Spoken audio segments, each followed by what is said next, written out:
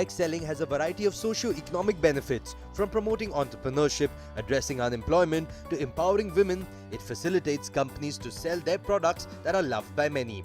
Some of these direct selling companies have made a powerful mark on the global map, attracting a huge fan following globally. Based on the 2017 statistics, the direct selling industry grew by 1.6%, pegging it at $189 billion globally. Over time, as new players keep joining the market, the key to growth in the direct selling space lies with existing key players. One such company in the direct selling space is QNet. QNet is a 20-year-old direct selling company. We actually were the pioneers when it came to marrying direct selling and e-commerce back in 1998. We started with one product back then, and we've evolved into a company that's having over 100 products worldwide, 100 countries worldwide. We have over 1,500 employees, globally speaking, so it's been quite a ride for us in the last 20 years. We have about 30 offices, globally speaking, but because we're e-commerce, obviously that's opened up the borders to us having distributors in over 100 countries, us shipping many products to over 100 countries worldwide. Established in 1998, QNet, a flagship subsidiary of the QI group of companies, is one of Asia's leading direct selling companies with more than 6 million distributors globally, with product sales in over 100 countries. QNet, a multinational direct selling business, has a product portfolio ranging across categories: health and wellness, beauty and personal care, watches and jewelry, education, holidays and travel, technology and motor care. QNet is also active in sports sponsorships around the world, with prominent partnerships including being the direct selling partner of Manchester City Football Club and the African Club League Championships of CAF. We're very big in home care, in the water filtration category and air purification category. Very big in holiday and travel. Very big in Swiss watches. We have our own Swiss watch manufacturer in Switzerland. And we have now gone into the categories of nutrition and personal care. Powered by e-commerce, QNet's business model has helped empower millions of entrepreneurs in more than 100 countries worldwide by providing borderless opportunity to customers and interested distributors around the world. QNet's grassroots business model enables ordinary people from all walks of life to start their own business with minimal overhead. India, a land of over a billion dreams, where individuals look at opportunities at every nook and corner. A place to seize the day with changing reforms and economic trends, allowing new businesses to grow substantially. A hub for direct selling to prosper significantly. Based on market reports, India's direct selling industry grew radically by 7% year-on-year and was pegged at 9,854 crore rupees in 2017, with a hold on over 51 lakh distributors. However, while reports showed significant growth in the space, QNet was put in the spotlight for a streak of negativity when its India operations started to grow. We've been operating in India for about a decade now, and of course it has been a very complex market to enter. And a lot of the challenges that we've faced actually in the last decade is more about the lack of legislation of the direct selling industry itself. Well, it's true that we've had, a recent streak of bad reputation in the media in India. And I believe if I look back probably around 5 years ago, when business was starting to grow, we were encountering a lot of challenges in terms of, consumer complaints that we had to handle aggressively, if you will. We had to really go to the root cause of these complaints and understand, is it a consumer complaint about a specific product, or is it a consumer complaint about how the business is being represented? Is it because the industry itself is not exactly well known or well understood? So I think there was a lot of misunderstandings at the very beginning, and looking back, I realized there's a lot of learnings as well in terms of what we should have done much better in terms of self-regulation, in terms of working with the authorities much sooner, in terms of working with the government organizations. Meanwhile, the company says that a lack of regulatory framework for the direct selling industry is one of the main causes behind its challenges. Direct selling ought to be seen for what it is, which is a fairly new element of entrepreneurial business. And if that was something which, like other countries, was taken in the perspective of having a proper framework, a proper understanding of rules, a proper legal infrastructure, it would assist a lot more. One of the challenges for growth in India has been the lack of clear regulation. As things stand now, the only law that directly guides the industry is the Chit Fund Act, which looks at multi-level marketing and direct selling as a quasi-Ponzi scheme. The government has decided that that's not the situation that they would like to have, and they'd like this industry to grow. While QNet was bombarded with allegations from all the sides, a ray of hope was seen when the Supreme Court of India ordered a stay on all proceedings in the matter of QNet and its Indian franchisee Vihan Direct Selling Private Limited. Supreme Court of India has issued a stay order, and it has prevented any further investigation. The fact that the Supreme Court has come out with this stay order, I think, is a very strong validation. Secondly, in the context of Karnataka, the Karnataka High Court as well has come up with a very strong judgment that our business in no way is an infringement or infraction of the Price Chits and Money Circulation Act, and ought to be relating only to consumer-related aspects. As QNet still navigates through troubled Indian waters, it becomes necessary for the organization to still continue its operations, keeping the consumer at heart. At the end of the day, a consumer is a consumer. When they buy a product or they buy a service, they try it out. Now, they will see the effects, whether it's a protein product or a nutritional product or a skincare product or even a holiday package. They try it out, they become a consumer, they experience the actual product. Now, based on that, they can decide, is this a worthwhile product to actually consume on a regular basis? Okay, when they see that, for example, when the products are being sold and commissions are being paid on the sales of those products, they realize, okay, this is actually a very valid business opportunity. And again, it's all about that belief factor. Now, reputation affects the belief factor. But once people get across that and they actually see that the products benefit me and the business opportunity is there, the belief starts to happen. While fulfilling consumer needs is QNet's primary objective, it is the distributors who have to carry out the practice of directly selling.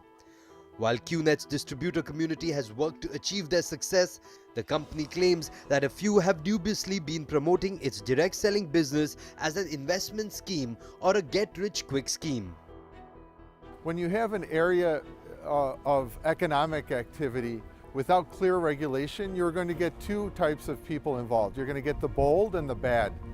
And consumers lacked clear guidelines to determine who is who. Now, it's really been very challenging for consumers to figure out what is a good company to work with, who is someone who is more fly-by-night. It's essential to have guidelines, it's essential to have legislation that makes clear what is permissible activity and what is impermissible activity. And in the interim, we have a lot of people who are doing whatever they please. It's all about the distributor, okay, and how we empower the distributor and how we actually help govern the distributor through code of conduct, policy and procedure, how they represent the company, because we believe that our brand is actually being represented by the everyday man and woman on the street. We value our distributors, and I'm not saying that every single distributor is unscrupulous. I'm not saying every single distributor is unethical, but the small pockets. So I think once a small pocket occurs and we address it, that news still has a ripple effect. And even though we have addressed it, that ripple effect will go out as, you know, as totally negative.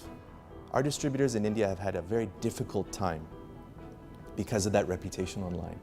But it's that belief factor in the sense that we would never walk away. QNet would never walk away from, any sort of challenging situation. And I believe our Indian distributors have been probably one of the most loyal and dedicated because of all of this happening around them. They still stay true to their belief in the company and their belief in the fact that we will always be there to deliver products, the fact that we always be there to pay the commissions on the sales of those products on a weekly basis.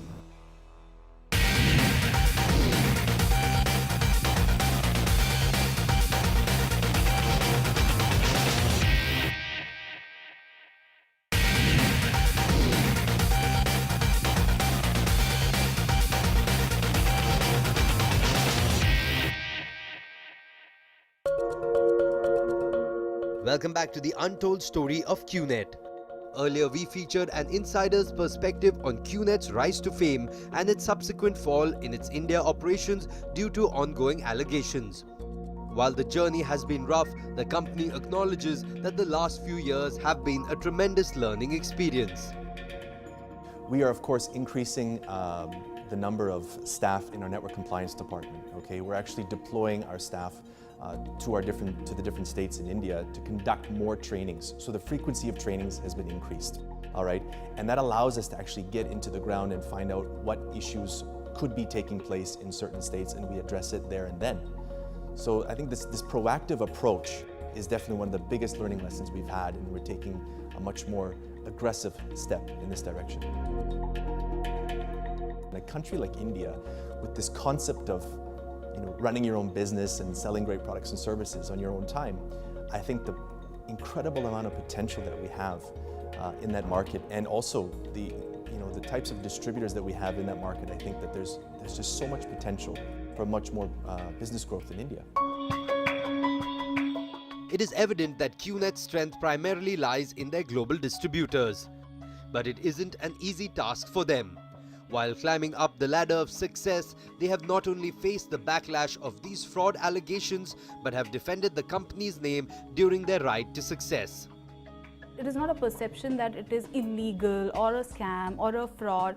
That's not something which is that much of an issue. But I'll tell you where it starts. It starts from people thinking it is a get-rich-quick scheme. It starts from people thinking that they will become a part of it and they will be a millionaire. Because they see people becoming millionaires or people making money in 3 years, 4 years, 5 years time, and they're changing their life. The cars are changing. They are living a different life, and they have this perception that this is a get-rich-quick scheme. So what happens is they come in the business. They come in the business thinking that now I'm a part of it and I'll be a millionaire. But what they don't know or what they don't realize is the hard work that goes behind achieving all this, right? And they're not prepared for the hard work. And since they're not prepared for the hard work, and when they're not able to achieve what they really want to in this industry, is when the negativity starts. There are people who say wrong about company, and there are people who can swear by the company actually, right? Okay, based on the experiences. So some people who feel their experiences are bad, their opinion is that it is a scam, but I don't understand how it is a scam, because if they see as a neutral person, you buy a product, you get an opportunity to refer the product, whether you do it or not, you pay and get a product. Where is the scam? We are working hard. Each one of us go on the ground, show 9 to 10 presentations every day, try to make sure that we explain about everything. And due to the challenges, today, if you look at the network, we are doing extra, which is not even required legally. But after 10 days, if it can still go write a blog or do anything, it maybe impacts us a little bit emotionally. It impacts the business also to a great extent. But now I think we've become so used to it, doesn't matter at all, because truth will always be truth. It hurt us, the image issue that time, okay, negative media, and there's a whole lot of people who had nothing to do except sniping, and then there was a lot of negative publicity, but we were not hassled because of that. The reputation is about, the way you look at it. If you want to look at it in a particular way, then that is all that you are going to look at it. People are not ready to accept the fact that there is a better option. They don't want to try something new. charges of illegal activities? Well, there is more to worry about. To run a business in any country, businesses need to have clarity on regulations and a business model that can earn people's trust. In the case of QNet, distributors claimed that blurry regulations in India and a perception of the Ponzi or an investment scheme jeopardized their business. Direct selling in general, there's some kind of stigma or dogma that's attached to it, okay? Why is that? Because it's a misunderstood industry, that is number one. Number two, the fact of the matter is that we've had no real regulation till now. So of course there's misrepresentation that happens. But when that gets highlighted, it doesn't change the fact that the industry still does a lot of good. So you have the bad apples that basically spoil the barrel. And that's basically what QNet has as well. And that is pretty much what we have to deal with on a day-to-day basis. I think it's an industry issue actually. It is not just QNet. If you see in this industry, which is called network marketing or direct sales industry, the biggest issue is most of the countries, there is no regulation for this industry. And when there is no regulation, people do the same business in a different way. So it is not the company, it is not the industry which is having a problem. There are few certain people actually who do it in a wrong way, and because of which the reputation gets spoiled everywhere. Because it's word of mouth, a lot of people say, oh, I've never heard of this, and does it really work and all that. Another problem was that a mistaken analogy with a money chain scheme, wherein people are trying to get rich quick, and that's where I did my homework first, because I also had all this virus in my head, I had to clear them before I jump into it, because I'm risking my reputation by talking to my friends and family. I was very clear in my mind, very, very clear. It's very ethical. It's a product business. Unless the product is sold, a company cannot share the profits. Either the company will share the profits with the traditional channels of a distributor, a supermarket, or so on and so forth, or it could share with people who are referring and creating the, the word of mouth awareness for the product.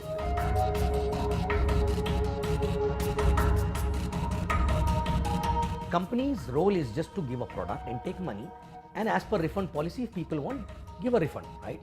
So company is not doing any scam, okay?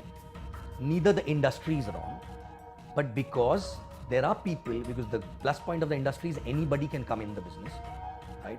So there are people who come with a short-term behavior and they don't learn things properly, and in a hurry to make money, they end up committing wrong things actually, right? And because of which people get wrong experiences, bad experiences, and that's why exactly the reputation gets spoiled.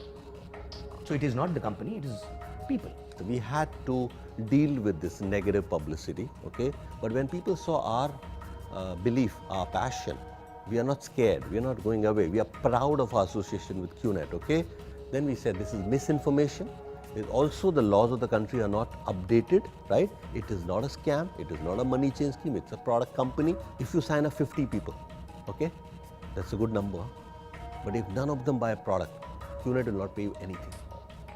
But if these 50 people buy a product, either from a store or from QNet, QNet has to share profits with somebody, and it's sharing with you. I love what I do. Now I don't do QNet because I have to do it, but I totally believe in it. And I really feel that QNet has changed my life, and it can change many more lives if they are ready to put in hard work. I can say with conviction, after having spent about 7 years in QNet, that QNet does not involve in any malpractices or any illegal kind of activities. It is quite clear, and after 16 years in corporate, having worked, I think my parents expected only one thing from me, is to ensure that I don't put their name to shame. And I believe me being a part of QNet is, for the last 7 years is an example of that, or probably a justification for that. We're a young, dynamic company, and if you look at the way in which business is being dealt with in today's context, it all gives you an overview of how business is an aggressive issue. And direct selling is no different, yeah? But the critical differentiation is that in direct selling, you ought to do things properly. What does doing things properly mean? It doesn't mean that you ride roughshod over your customers or over your potential customers. I think there is a duty imposed on each of our distributors to act properly. And I think that's something which we will work, and we will continue to work very hard on educating them to do. Well, the time has come to end this episode, but for QNet, will the challenges come to an end? We leave that to time and law to decide. Meanwhile, QNet hopes that the Supreme Court judgment will make the regulatory environment conducive for businesses to thrive, which have the potential to create a socio-economic impact on our society.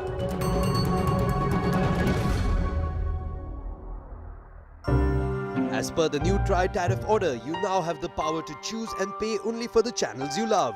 To keep watching your favorite shows on Times Now, call your cable or DTH operator and get the Times movies and news pack now. The Showstoppers,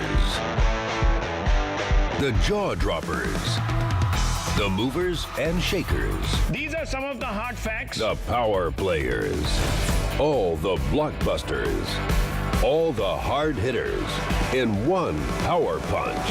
That's awesome. Complete your TV viewing experience with the best of Hollywood entertainment and news. Get the Times Movies and News Pack at just 13 rupees. Ask your cable or DTH provider now.